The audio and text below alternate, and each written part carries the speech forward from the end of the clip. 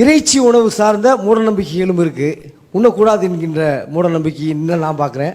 அதை பற்றி நீங்கள் விளக்கம் சிறப்பாக இருக்கணும். இறைச்சி நம்மளுடைய மிக முக்கியமான உணவுகளில் ஒன்று. அந்த இறைச்சியை பற்றி பல நெடுங்காலமாக நாம் சாப்பிட்டதும், நம்ம அதில் பல வகை சாப்பிட்டதும், யானைக்கறி வரைக்கும் நம்ம சாப்பிட்ருக்கோம். நம்ம தமிழர் உணவு என்று ஒரு நூல் இருக்குது, உலக தமிழராட்சி நிறுவனம் போட்ட புத்தகம் இருக்குது. அதில் பார்த்தீங்கன்னா எவ்வளவு வகையான உணவுகளை நம்ம இறைச்சி உணவுகளை நம்ம சாப்பிட்டோம் அப்படிங்கிற செய்தி இருக்குது. இன்றைக்கும் நம்முடைய தேவைகளில் மிக அடிப்படையான ஒரு விஷயம் இறைச்சி உணவு.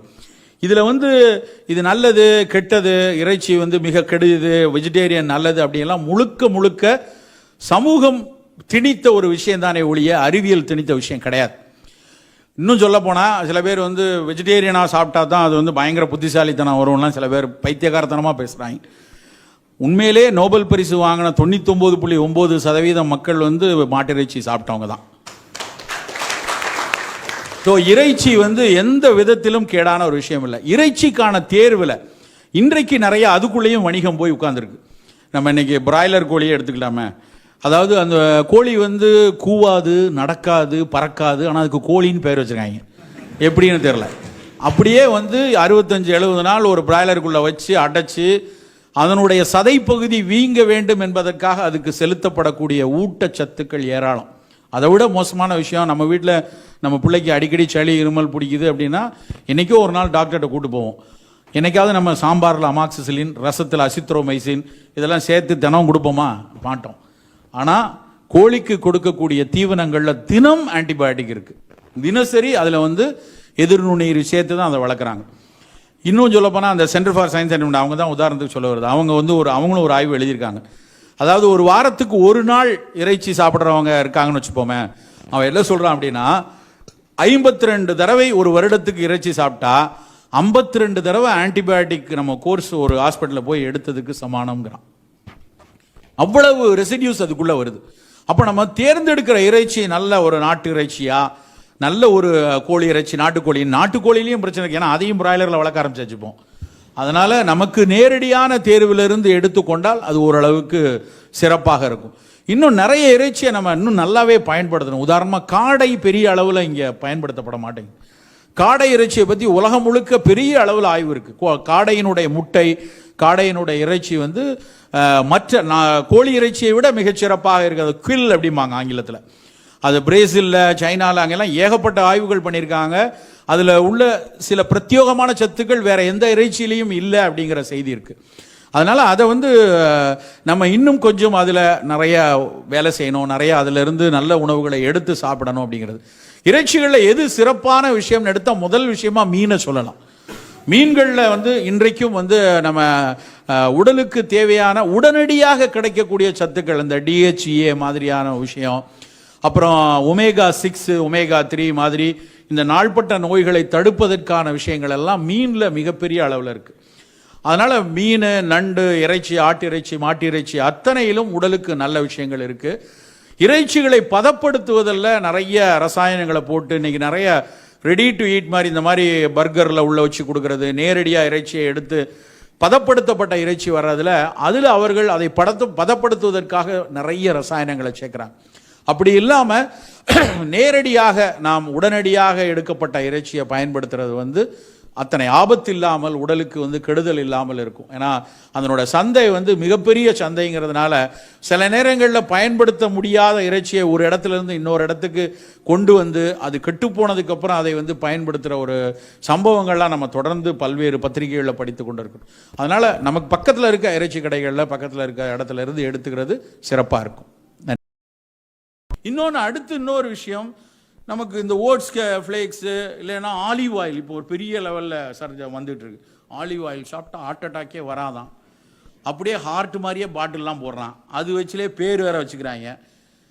ஆலிவ் ஆயில் ஐரோப்பாவில் மத்திய தரைக்கடல் நாடை சுற்றி இருக்கக்கூடிய பகுதியில் அவங்க பயன்படுத்திட்டு போட்டோம்.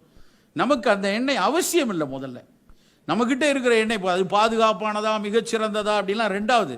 ஒருவேளை யோசிச்சு பாருங்களேன், நம்ம எல்லாரும் மிளகா பிடிக்கி ஆலிவ் ஆயில் தான் விடுவோம், காலை சாப்பாடுக்கு ஓட்ஸ் தான் சாப்பிடுவோன்னு எல்லாரும் மாறுறோன்னு வைங்க.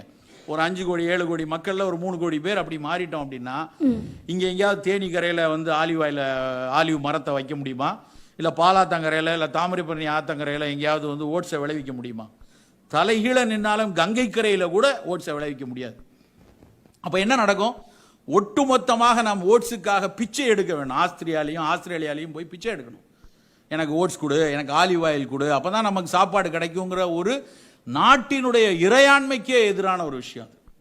தேவையில்லை, அது அவசியம் இல்லாத பொருளை சந்தை வந்து வேக வேகமாக திணித்து நம்மை பழக்கி நமக்குள் பரிச்சயத்தை உண்டாக்கி அவசியமான பொருளாக மாற்றுவதற்கான பெரிய சந்தை கலாச்சாரம் தான் இந்த ஆலிவை உள்ளே நிறுத்துறதும் இந்த மாதிரி ஓட்ஸை உள்ளே கொண்டு வரதும்.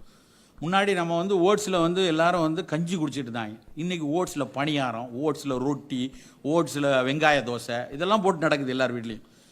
இப்போ இப்படியெல்லாம் நம்ம அதை வந்து பழக்கி பரிச்சயமாக்குற ஒரு சூழலில் ஒரு பக்கம் இந்த அவலில் வரக்கூடிய ரசாயனங்கள் பண்ணக்கூடிய அட்டூழியமும், இன்னொரு பக்கம் அது வந்து நமக்கான தேவையை நாமே உற்பத்தி செய்ய முடியாத ஒரு சூழலுக்கும் கொண்டு போய் சேரும்.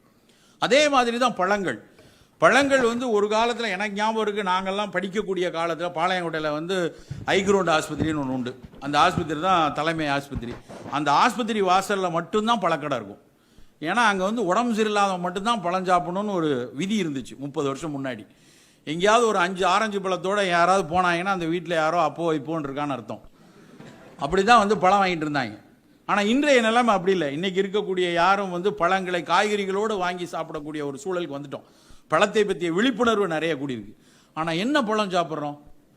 எல்லா பழமும் பெரும்பாலும் வெளிநாட்டிலேருந்து வரக்கூடிய பழமாக இருக்குது. அப்படியே வந்து ஆஸ்திரேலியாவிலேருந்து ஒரு கிவி பழம், அப்படியே வந்து ஆப்பிரிக்காவிலேருந்து வரக்கூடிய மெடிரியன் ஆரஞ்சஸ்ஸு, அப்புறம் வந்து ருமேனியாவிலேருந்தும் சைனாவிலேருந்து வரக்கூடிய ஆப்பிள், கலிஃபோர்னியாவிலேருந்து வரக்கூடிய சீட்லெஸ் கிரேப்ஸு, பேங்காக்லேருந்து கொய்யாப்பழம் வருது. யோசிச்சு பார்த்துருக்கீங்களா? உளுந்தூர்பேட்டை வாசலில் இன்றைக்கும் நம்ம டோலில் வந்து நம்ம ஆளுங்க கூவி விற்றுட்டு இருக்காங்க. ஆனால் இங்கே பழமுதிர் சோலையில் இவ்வளோ பெருசில் பெரிய கொய்யாப்பா அப்படின்னு வாங்கி பேங்காக்லேருந்து கொய்யாப்பழம் தேவையா நமக்கு? இத்தனை பழங்கள் தான் அத்தனை பழமுதிர் சோலையில் அடுக்கி வச்சுருக்கு. எங்கேயாவது நானும் பார்த்துருக்கேன், திராட்சை பழத்தில் நம்ம ஊர் பன்னீர் திராட்சையை எங்கேயாவது அடுக்கி வச்சுருக்காங்களா? அது கீழே இருக்கும், ஒரு பெட்டியில் வச்சு ஓரமாக வச்சுருப்பான். 40 ரூபா தான் வேணாம் வாங்கிக்க, அது 150 ரூபா, இது 200 ரூபா அப்படிமா. ஆனால் உண்மை என்ன தெரியுமா? திராட்சைக்கு உள்ளே இருக்கக்கூடிய விதை இருக்கு இல்லையா, அந்த விதையில் வந்து ரிசர்வெட்டால் அப்படின்னு ஒரு பொருள் இருக்குது. இந்த ரிசர்வெட்டால் வந்து மூலிகை சந்தையில் இன்னைக்கும் அது ஒரு தலையாய பொருள். 1 கிலோ இன்றைய விலை $1600. அந்த ரிசர்வெட்டால் வந்து பல புற்றுநோய்களுக்கு ஆரம்ப நிலையில் மருந்தாக பயன்படுத்தப்படுது. பல இதய நோய்களுக்கு கோஎன்சைம் ஏன்னு சொல்லி ஒன்று இருக்குது, புகையிலையிலிருந்து எடுக்கக்கூடியது. அந்த கோஎன்சைம் ஏயும் ரிசர்வெட்டாலும் சேர்ந்த மருந்துகள் தான் அமெரிக்க மூலிகை வணிகத்தில் மிக முக்கியமான அவங்க ஓடிசியில் விற்கக்கூடிய மருந்துகளில் ரிசர்வெட்டால் FDA அப்ரூவ் பண்ணப்பட்ட ஒரு மருந்தாக விநியோகம் பண்ணுறான். அவ்வளவு முக்கியமான பொருளின் ஒரே இடம் திராட்சையினோட விதை. ஆனால் நம்ம அந்த திராட்சையினோட விதையோட சாப்பிட்டா எல்லாம் துப்பிடு, உள்ளே போனால் செடி வளர்ந்துரும் அப்படின்னு சொல்லி சின்ன பிள்ளையிலேருந்தே பழக்கி அவன் திராட்சையை திங்கும்போது தூன்னு துப்பி கடைசியில் இது எதுக்கு துப்பிட்டு இருக்கணும்? சீட்லெஸ் கிரேப்ஸ் அப்படின்னு பிளாக் சீட்லெஸ் கிரேப்ஸ் இருக்கா, பச்சை சீட்லெஸ் கிரேப்ஸ் இருக்கா. அந்த கலிஃபோர்னியன் திராட்சையை பார்த்தா கொய்யாப்பழம் மாதிரி இருக்குது பெருசாக. 200 ரூபா, அரை கிலோ 200 ரூபாய்க்கு விற்கிறான்.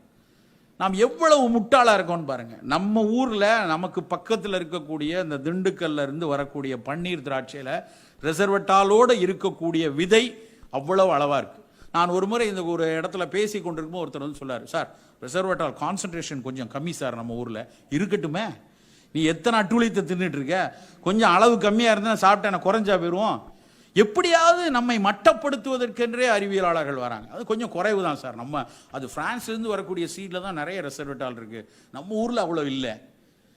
இப்படியாக நம்ம வந்து நமக்கு அருகாமையில் இருக்கக்கூடிய பழங்களினுடைய மகத்துவத்தை அறிவியல் ரீதியாக ஒரு கூச்சலிட்டு சொல்வதற்கு வந்து யாரும் இல்லை. அதை வந்து எத்தனை விஷயம், வாழைப்பழத்தை எடுத்துக்கொள்ளுங்க. வாழைப்பழத்தினுடைய விஷயத்தை என்னைக்கு கவுண்டமணியும் சேர்ந்துலாம் அடிச்சுக்கிட்டாங்களோ அன்னையிலிருந்து வாழைப்பழத்துடைய மார்க்கெட் கம்ப்ளீட்டாக காலி.